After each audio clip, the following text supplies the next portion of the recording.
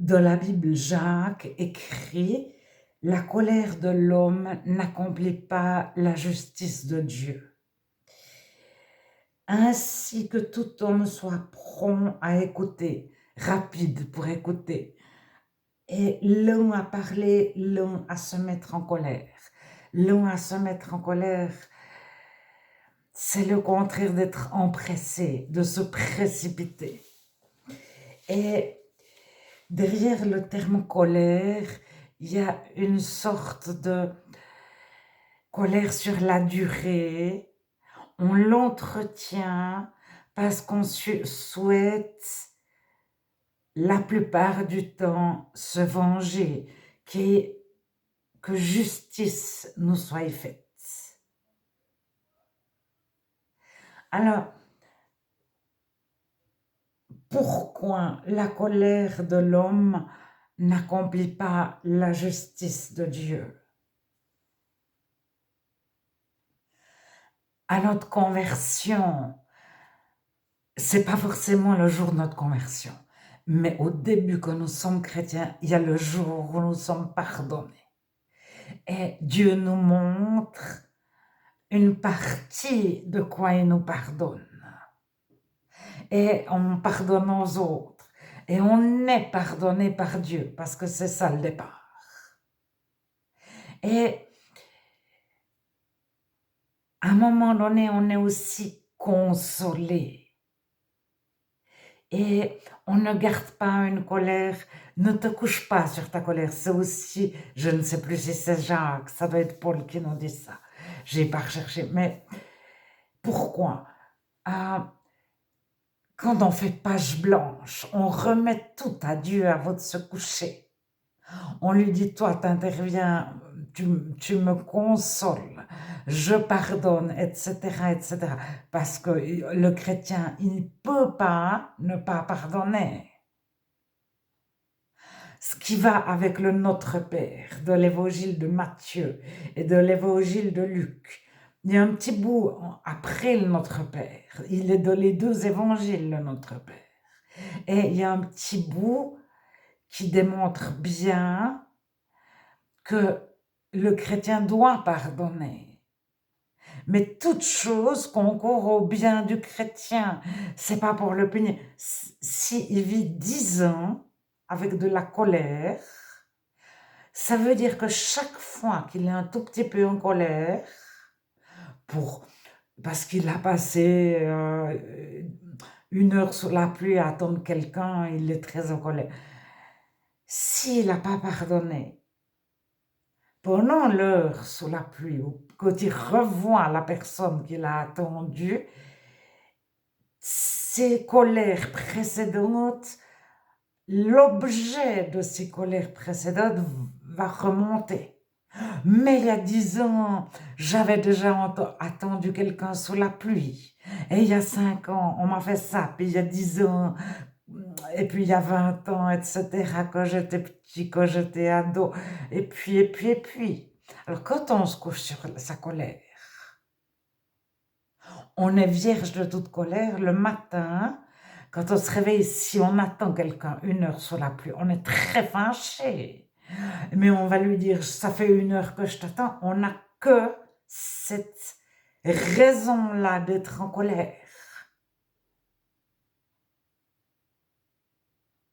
Puis après, même si on se met dans une colère très forte,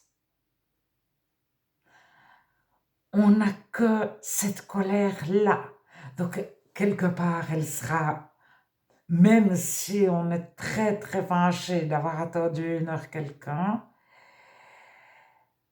on ne perd pas la maîtrise de soi. Ce ne sera pas disproportionné.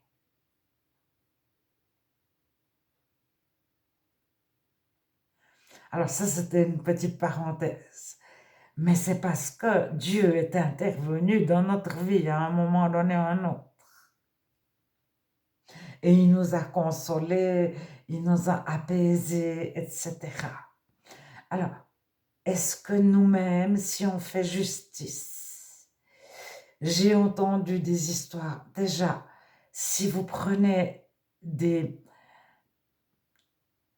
des affaires du passé pas si lointain que ça.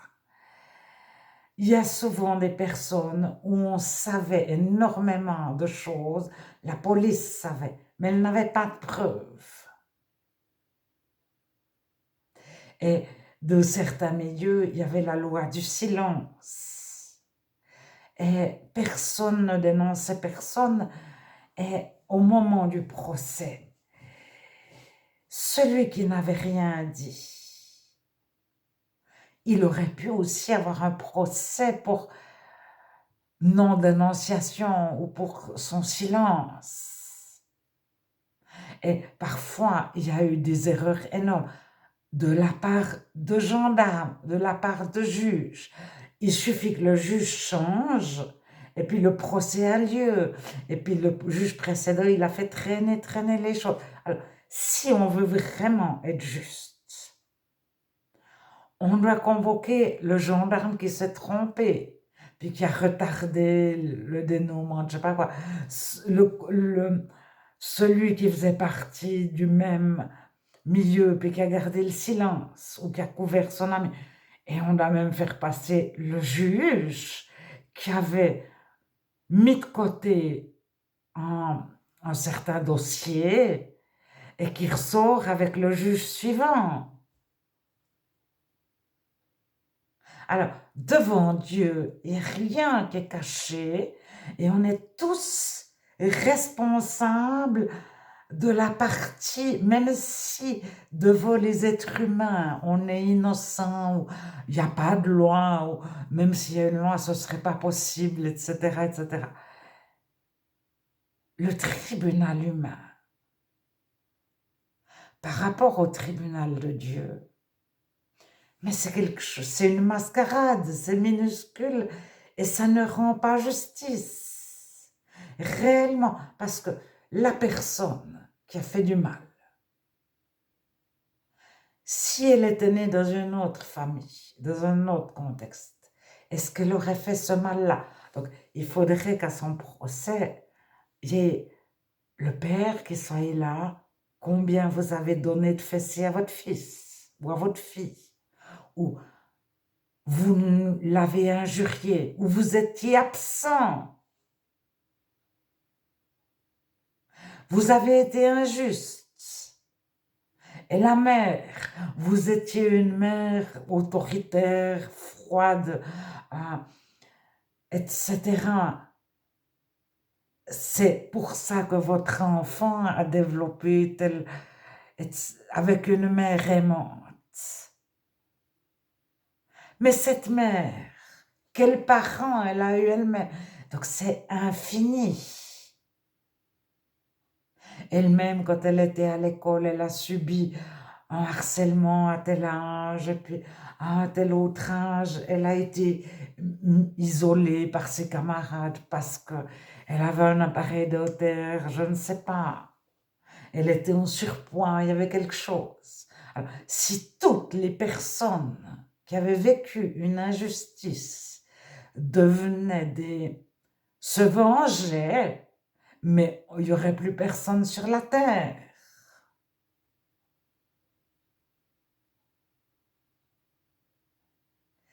Alors, le chrétien, il raisonne en chrétien, il réfléchit en chrétien, parce qu'il a été consolé, parce que Dieu il a dit dépose à mes pieds, parce qu'il a pu dire à Dieu, on m'a fait ci, on m'a fait ça, c'est pas juste, je suis pas d'accord, etc.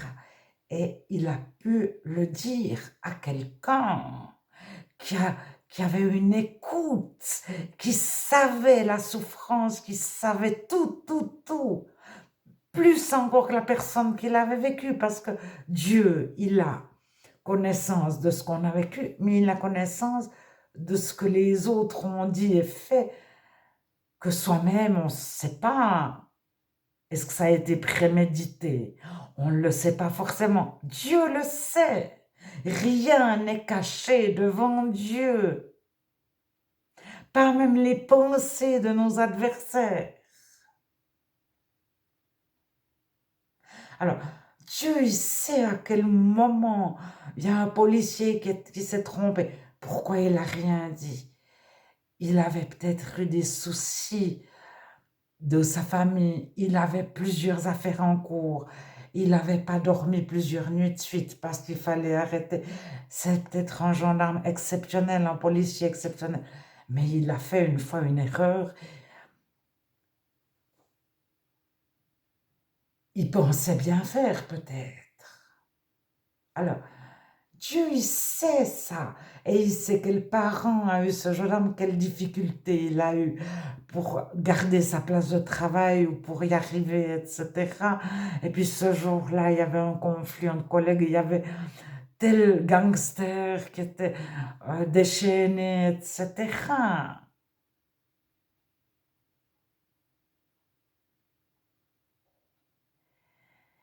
Alors, soi-même, on se dit, mais j'ai pas fait grand-chose.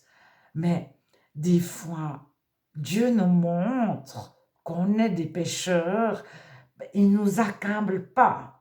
Alors parce qu'on a l'accusateur des frères, c'est l'ennemi, c'est Satan, c'est le diable dans la Bible qui accable, qui culpabilise. Alors Dieu, il nous dit, tu es coupable. Il nous montre, mais il nous pardonne. Il ne met pas les choses sous le tapis.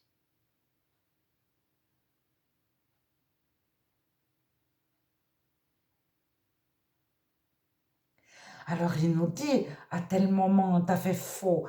Oui, à l'école, tu accuses tel prof, tel prof, tel prof, etc. Et toi? Et il nous montre à quel moment on n'a pas pris soin de notre camarade d'école. On était au courant, mais on s'est tu.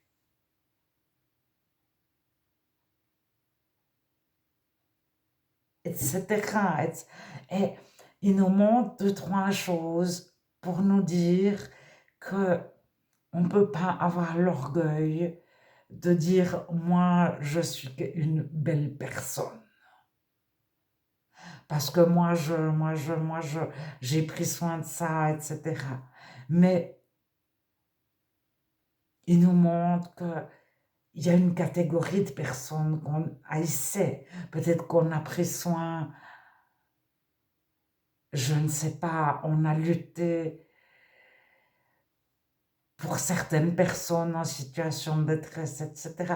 Mais on a haï d'autres personnes.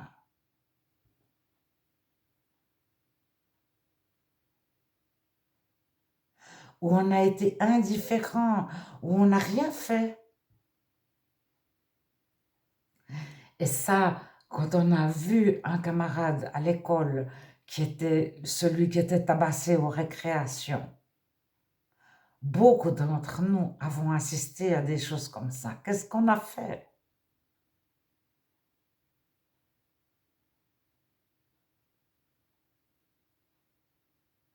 Alors, euh, Internet aussi, des fois, on a des vidéos qu'on va propager, qu'on va transmettre, qu'on va même ouvrir et regarder.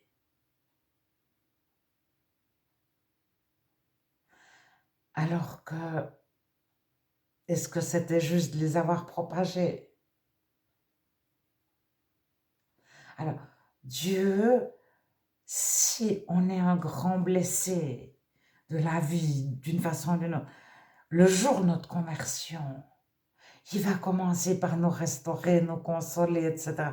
Il va pas nous montrer que nous aussi on a. Et puis, il va nous donner la capacité, les forces de pardonner. Mais c'est une petite révolution, une conversion. Il y a vraiment un avant et un après.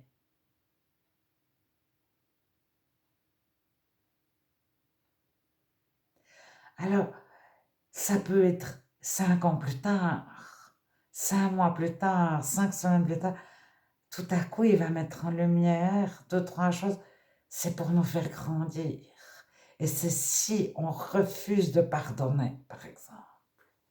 Mais Dieu s'y prend différemment avec chacun. Il n'a pas la méthode qui fonctionne, même dans une famille qui ont 3 enfants, qui ont eu les mêmes parents. Dieu va pas s'y prendre de la même façon avec les 3 enfants. Mais 2 jeunes hommes qui ont vécu un harcèlement scolaire, ou bien qui étaient eux les harceleurs, qui faisaient partie de la même bande, etc. Mais Dieu va pas s'y prendre de la même façon avec les deux. Dieu nous voit des individus, il nous appelle par notre nom. Chacun, l'esclave, méprisé de tous, est connu de Dieu par son nom. Il a une immense importance aux yeux de Dieu, la même importance que de la hiérarchie, de je ne sais quoi, le plus haut.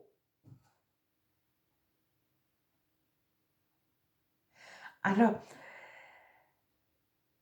dans la situation de chacun,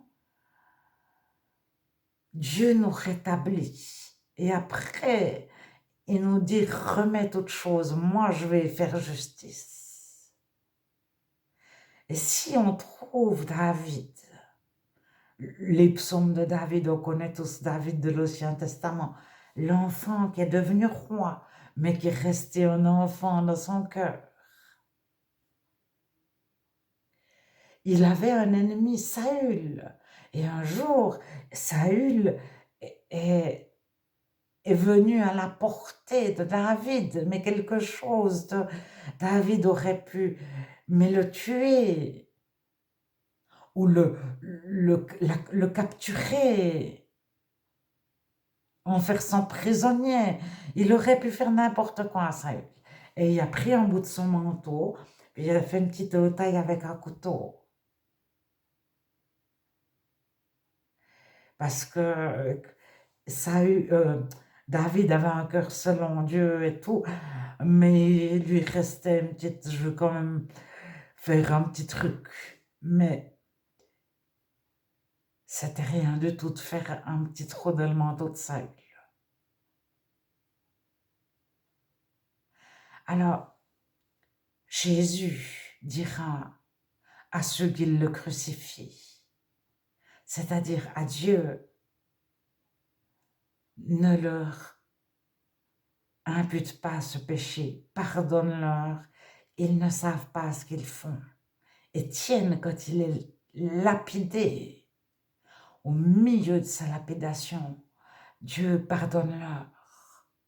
Paul, il a été au lion, il s'est retrouvé tout seul, personne l'a accompagné dans sa défense. Père, j'étais tout seul, ils m'ont tous abandonné, pardonne-leur. C'est ce que Paul dit, mais c'est pas de l'autoflagellation, c'est on reçoit de la compassion pour les autres par Dieu parce qu'on est soi-même restauré, mais restauré par Dieu. L'Éternel est mon berger. Il me conduit vers de verts pâturages, vers les autres quais. Je ne manquerai de rien. Il restaure mon âme. Alors, c'est ça quand on croise quelqu'un qui nous dit « je suis chrétien ». Est-ce que Dieu a restauré ton âme? Mais cours vers Dieu.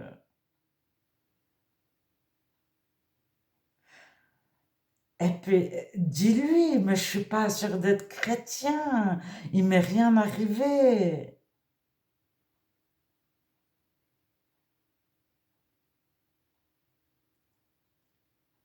Et c'est une telle libération.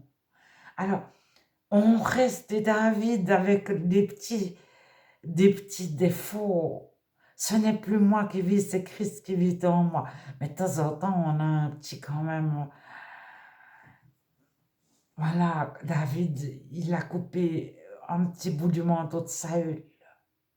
Mais Saül, il avait levé une armée contre David. David, il était tapi de des grottes pendant... Et puis, c'est là qu'il fait tous ses psaumes, l'Éternel est ma protection.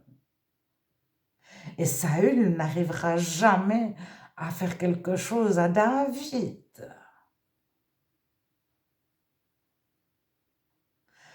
Alors, il y a longtemps que j'ai pas relu, mais je vous invite à lire cette histoire si vous ne la connaissez pas. Mais dans votre Bible, ne lisez pas les titres, parce que les Bibles modernes, des fois, elles ont des titres. Ci-dessous, vous allez voir la victoire de Saül. Et puis, ce chapitre parle de ça, ça, ça. Sautez les titres et demandez à Dieu, qu'est-ce que tu as envie que je retire de ma lecture pour m'édifier moi-même, pour être mieux moi-même. Ou, Seigneur, j'ai tout reçu, mais j'ai reçu la vie, l'intelligence, mon cœur qui bat, ma restauration, etc. Si je vois, c'est grâce à Dieu. Si j'entends, c'est grâce à Dieu. Merci Seigneur, merci Seigneur, merci Seigneur, merci Seigneur. Donc à un moment donné, il restaure mon âme. Il dresse une table en face de mes adversaires. Il oint d'huile ma tête et ma coupe déborde. C'est la suite du psaume 23. Et puis au début, j'ai loupé un petit bout. Il me conduit sur les sentiers de la justice. Relisez-le parce qu'il y a longtemps que je ne l'ai pas lu. Puis c'est pas tout à fait. J'habiterai pour l'éternité de la maison de Dieu. Il y a une ou deux traductions qui disent pour l'éternité, pour toujours, de la maison de Dieu. Oui, le bonheur et la grâce m'accompagneront tous les jours de ma vie.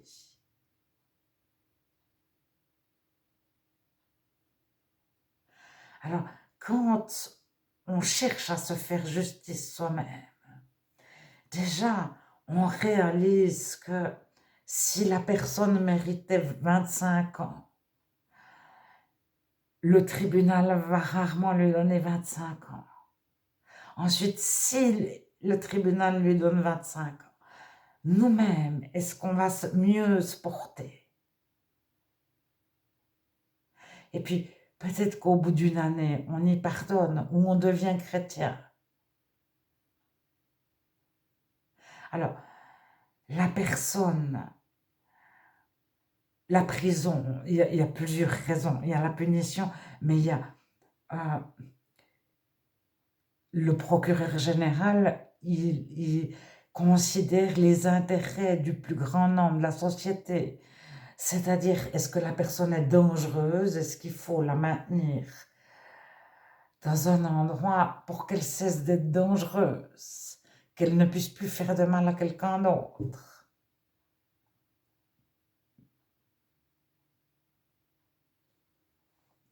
Alors, elle est devenue dangereuse. Qui était chacun de ses camarades d'école?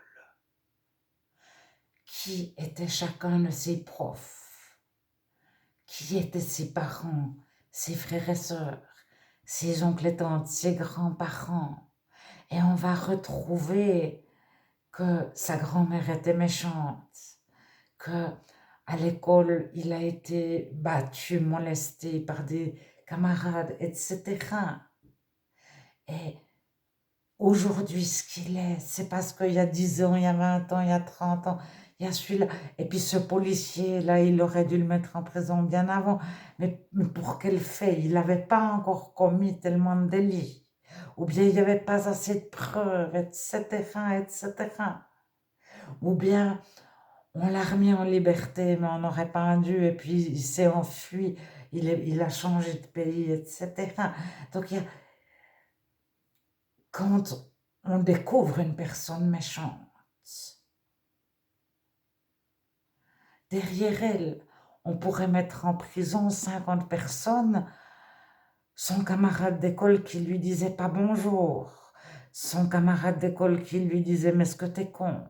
Ouais, mais il était méprisant. Son voisin qui s'intéressait jamais à lui ou à elle.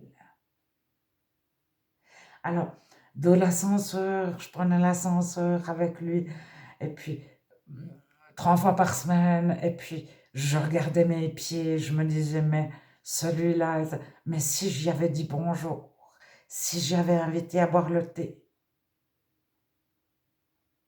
ne serait-ce qu'une fois par mois, ne serait-ce qu'une heure par mois, est-ce qu'il serait devenu la personne méchante qu'il est devenu? Il aurait eu un premier contact.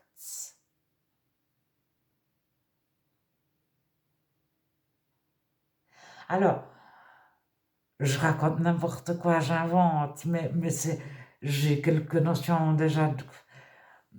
Enfin, j'ai lu vaguement quelques affaires, ça ne m'intéresse pas tellement, mais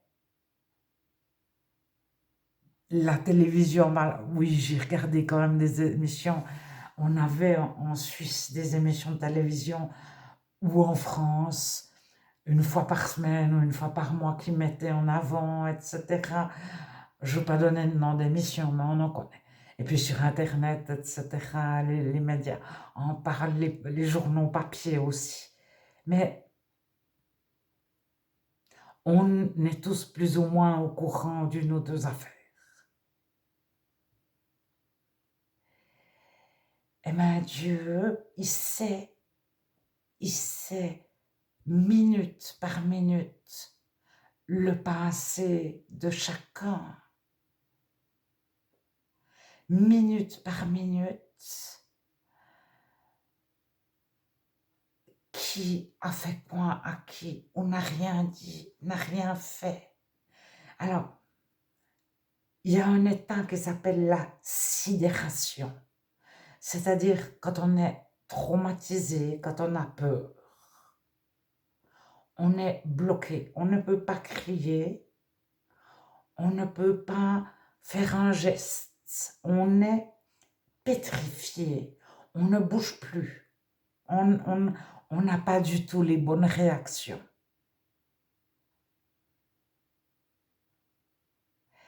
Alors là aussi, Dieu le sait. Tu n'as rien fait parce que tu n'as pas pu.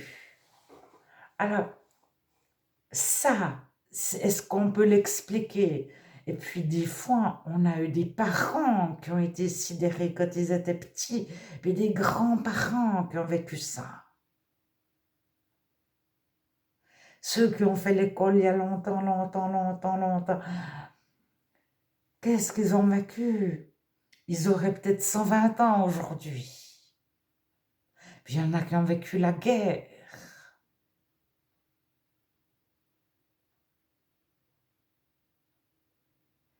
Et à la fin d'une guerre, les personnes se taisent sur les choses les plus... Les femmes qui étaient violées en 39-45 par des soldats, elles ne le disaient pas, elles avaient honte. Et la famille ne disait pas « ma sœur a été violée ».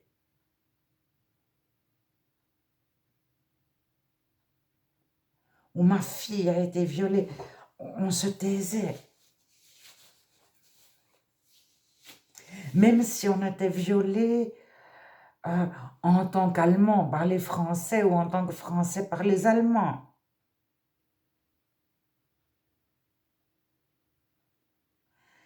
Et si un homme était violé, il ne pouvait pas le dire à son meilleur ami. Une femme, elle pouvait encore le dire à sa mère, à sa soeur, à son frère, à son meilleur ami, à sa meilleure amie, à son mari, enfin. Elle avait une possibilité de le dire. Un homme qui avait été violé. Je ne pense pas qu'il avait la possibilité de le dire. Alors, quel enfant il fait? Et quand ces enfants vivent un traumatisme, quel père, quelle écoute il a? Alors, tout ça, à la conversion, lorsqu'on a des parents chrétiens, ça coupe avec toutes les générations passées. Mais c'est une liberté énorme.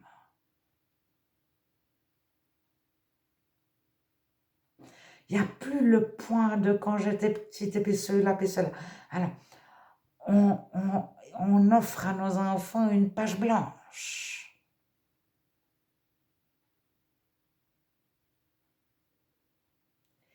Et ils vont recevoir la même consolation, si besoin est,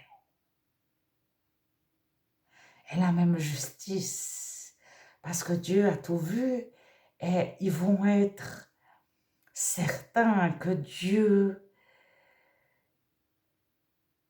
est le meilleur des juges, qui connaît chaque adversaire, qui connaît tout ce qui s'est passé. Et il vit mais un tel soulagement, etc., une telle guérison intérieure, une telle restauration. Dieu restaure mon âme. Mais c'est pas de la cure d'âme. Dans la Bible, il n'y a pas de cure d'âme. Il n'y a pas une personne qui prend soin d'une autre personne pour restaurer son âme. Donnez-moi un exemple, ça n'existe pas. Mais, alors il y a des prophéties libératrices. Dieu donne des paroles aux chrétiens, aux chrétiennes, et qui arrivent. Dieu m'a donné une parole quand tu étais petite, tu as été abusé, etc. Dieu te guérit, Dieu te libère. Et la personne, il y a un verrou qui saute. Le verrou du déni ou le verrou de... Elle est libérée, libérée, libérée.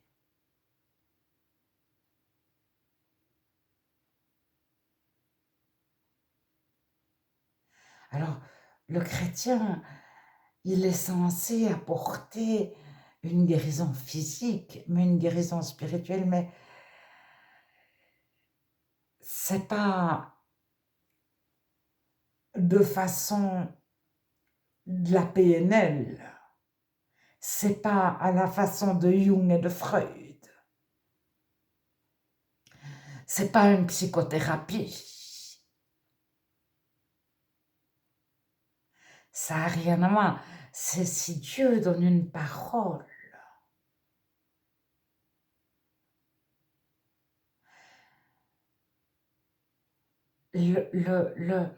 La guérison, elle est totale, elle est immédiate.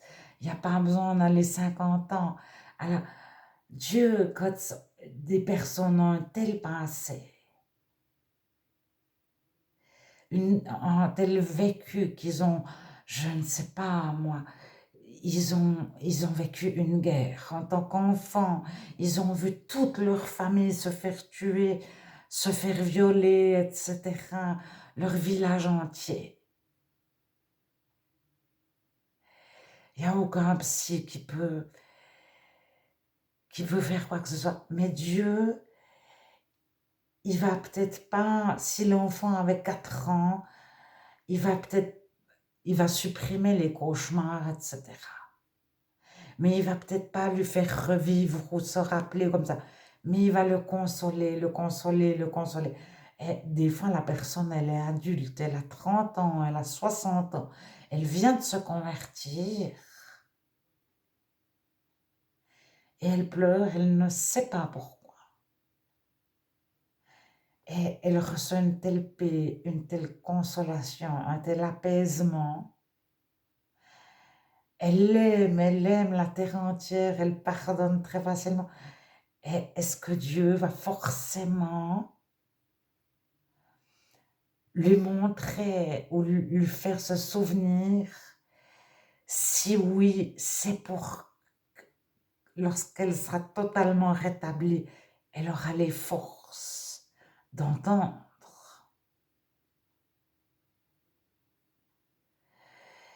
Et si Dieu nous console, C'est Paul qui parle. Si nous sommes consolés, c'est pour votre consolation. Alors peut-être que Dieu va faire se rappeler une ou deux bribes à la personne pour qu'elle puisse simplement en consoler d'autres. Alors le chrétien, c'est pas du bisounours. J'ai déjà dit ça dans une vidéo, mais faites ça à vos enfants, mais ils vont, il y a un moment, ils vont, mais arrête, ne m'accompagnez pas devant l'école, ne me faites pas de bisous devant mes copains. Et le parent,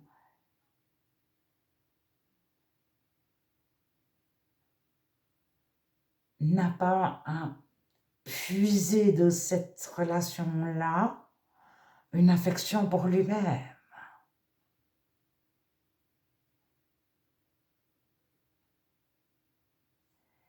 Alors, le chrétien, il ne puise pas dans cette relation-là en bénéfice pour lui-même. Sinon, c'est plus de l'amour, c'est de l'égoïsme.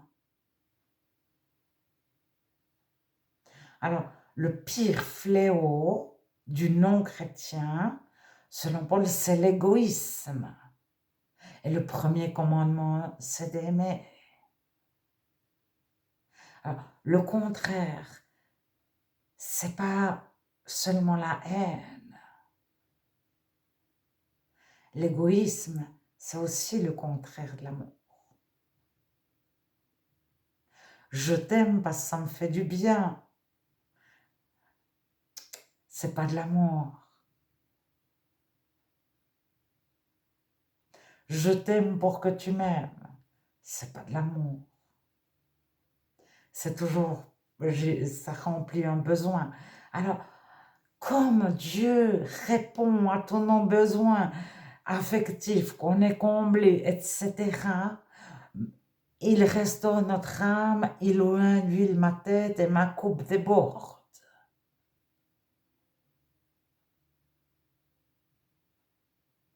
Alors,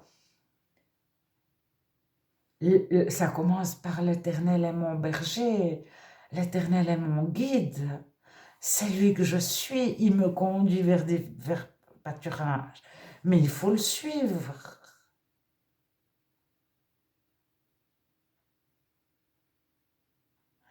Parce qu'on veut bien les vers pâturage, on veut bien la restauration, on veut bien être une ville débordée, etc.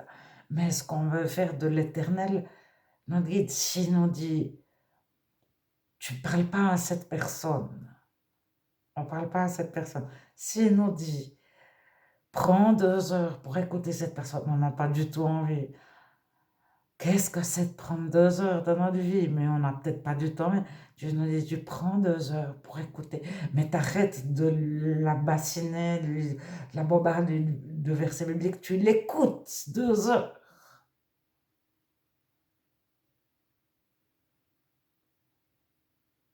Et puis, tu n'auras pas de bénéfice, de récompense. Il n'y a pas le chocolat au bout, etc.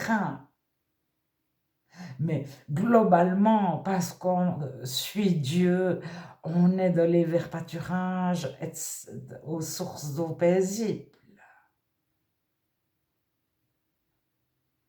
mais aussi dans notre cœur.